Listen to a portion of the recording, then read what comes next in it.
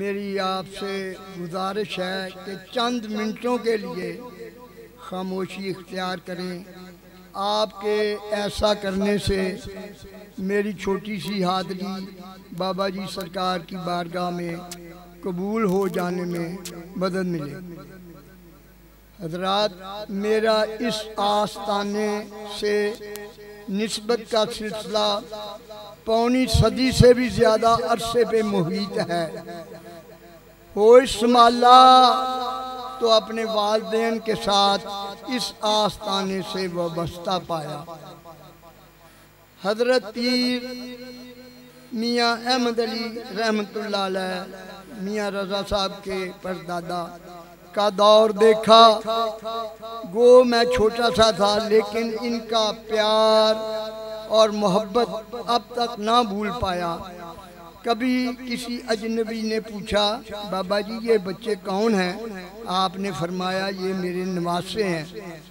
میرے لیے یہ بہت بڑا اعزاز تھا۔ آپ کے بعد خلافت میاں عبد المجید رحمت اللہ علیہ کے پاس آئی۔ انہوں نے جیسے میاں شمس کو پیار دیا، مجھے اس سے کم نہ جانا۔ میرے ذمے جو یہ سما کے قوال پارٹیوں کا ارینج کرنا، یہ ڈیوٹی انہوں نے ہی لگائی۔ ان کے بعد میاں شمس الدین گدی نشین ہوئے۔ ان کے متعلق کیا کہوں، وہ میرے بھائی، دوست، نگوٹیے سب کچھ تھے۔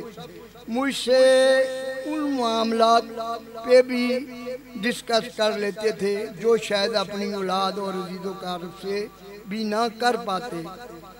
ایسا اب میاں رضا عمر میں میرے بچوں سے بھی چھوٹے ہیں، لیکن مرتبے میں اللہ اکبر بہت بڑے۔ ایک اور خاص بات بتاتا چلوں، اس آستانے پہ روحانی فیض کا اپنا علیحدہ سٹائل ہے۔ جب میاں صاحب اپنے آباء و اجداد کا وظیفہ جو سلسلہ در سلسلہ چلا آ رہا ہے موجود حاضر مریضوں پہ پڑھتے ہیں، تو مریض خود اپنی بند آنکھوں سے اپنے متعلق ساری فلم دیکھ لیتا ہے۔ اکثر آستانوں اور درگاہوں پہ مہینے میں یا سال بعد یا عرس پہ اتنی رونق اور مجمع ہوتا ہے جتنا ہر روز میلے کا سما ہوتا ہے۔ فیض کا یہ طریقہ کار میں نے نہ دیکھا نہ سنا۔ شکستہ دلوں، خستہ حالوں، محتاجوں، مسکینوں اور ضرورت مندوں پہ بابا جی کا آستانہ کرم ہر وقت کھلا رہا ہے اور کھلا رہے گا۔ آج ہم حضور کے 369ویں سالانہ عرس پہ حاضری کے لیے اکٹھے ہوئے ہیں۔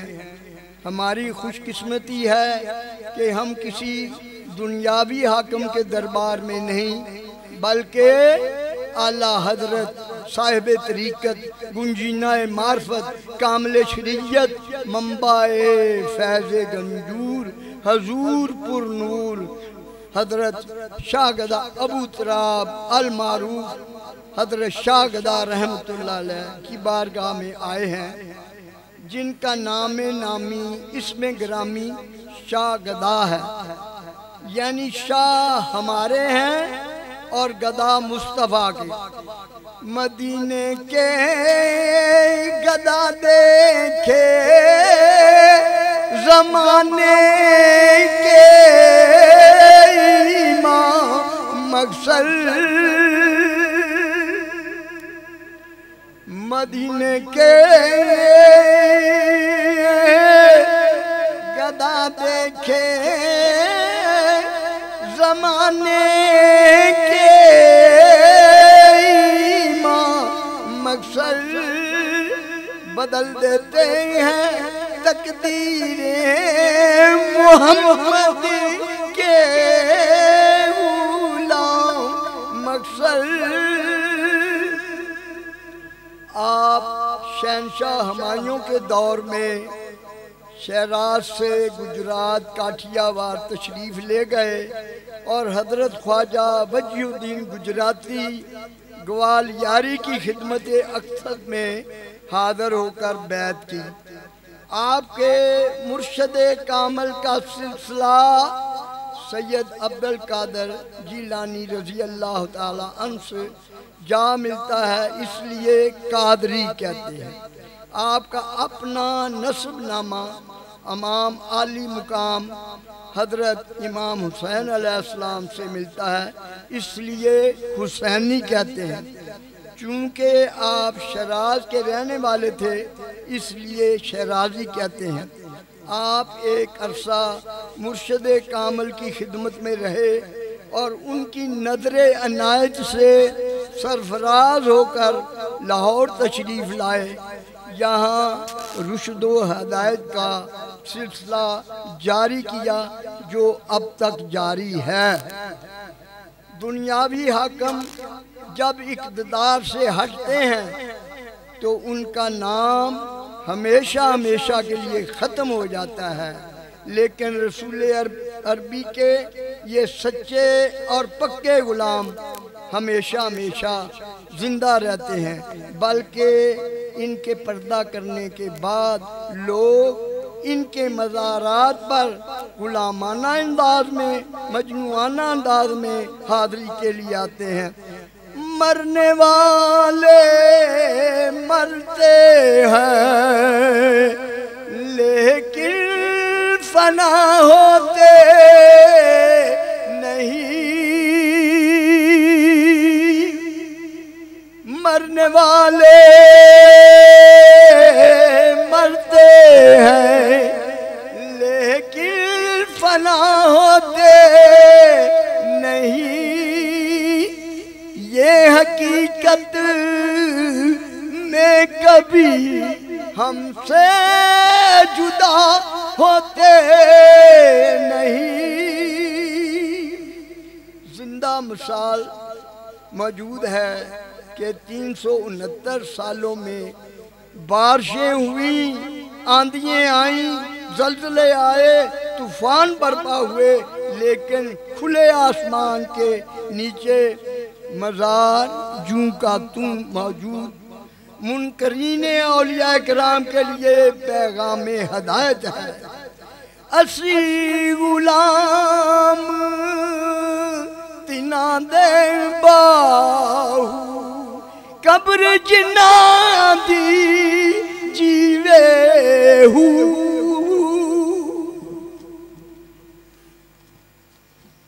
اب سما کی طرف آتے ہیں۔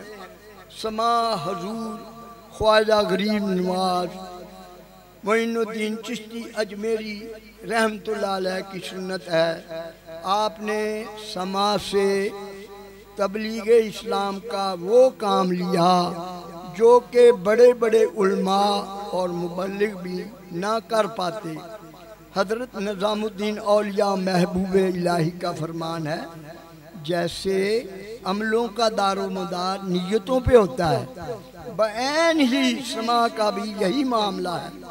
اگر سما سے قلب میں عشق خداوندی، عشق رسول اور اولیاء کرام کی محبت کا گداز پیدا ہو اور شریعت کے کاموں میں کوئی خلل پیدا نہ ہو تو حلال ہے۔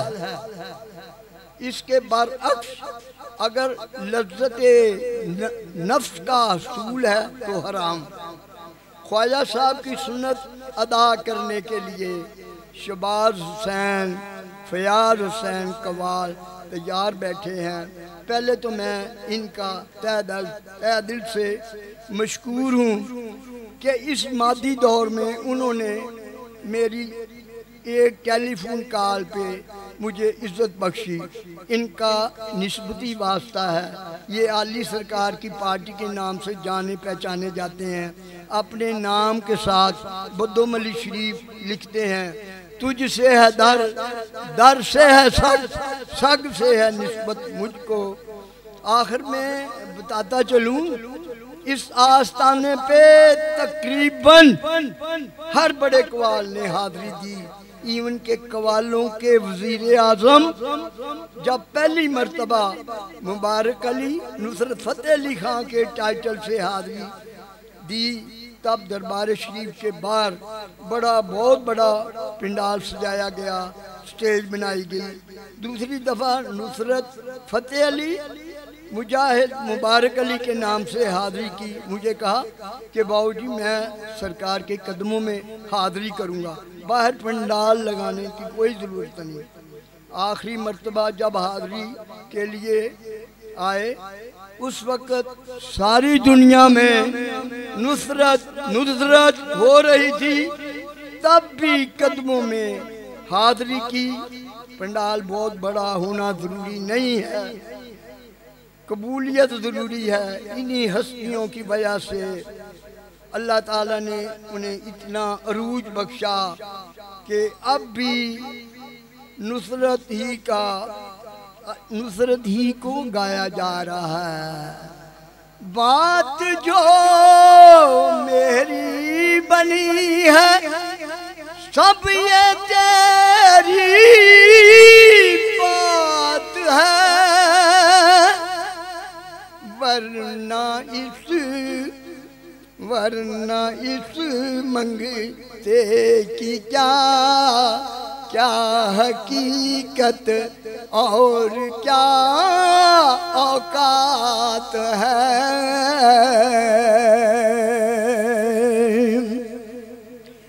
ورنہ اس منگتے کی کیا حقیقت کیا اوقات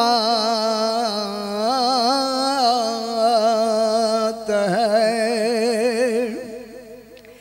اج تیرے بوئے تے ساگیاں نے عرضہ سناؤن تینوں سب آئے نے، اینا ساریاں دے کام تو سوار دے، پنج تن دا واسدہ یا شاہ گدا، اینا سب دے کام تو سوار دے، پنج تن دا واسدہ، چاتی کروں ماندی میرے بلے مار دے، پنج تن دا واسدہ۔